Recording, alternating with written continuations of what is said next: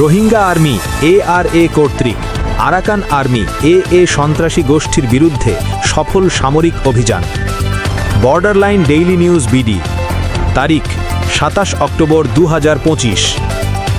আসসালামু আলাইকুম।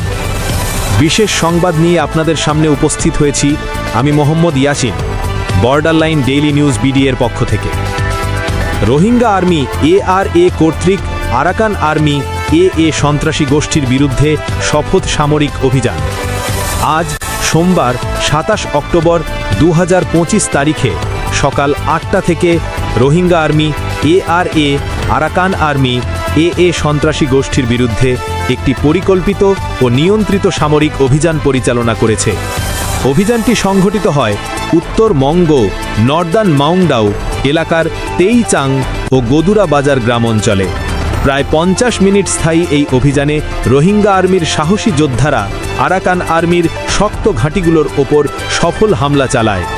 অভিযানের ফলে ৬ জন আরাকান আর্মি সন্ত্রাসী নিহত হয় এবং আরও কয়েকজন গুরুতর আহত হয়ে পালিয়ে যায়।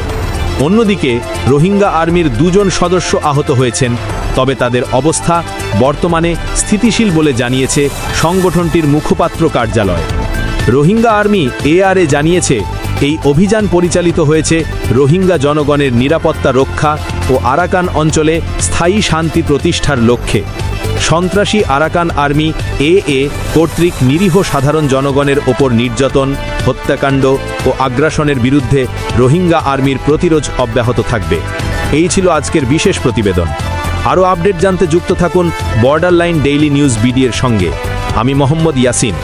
আসসালামু আলাইকুম ওয়া রাহমাতুল্লাহি ওয়া বারাকাতুহু।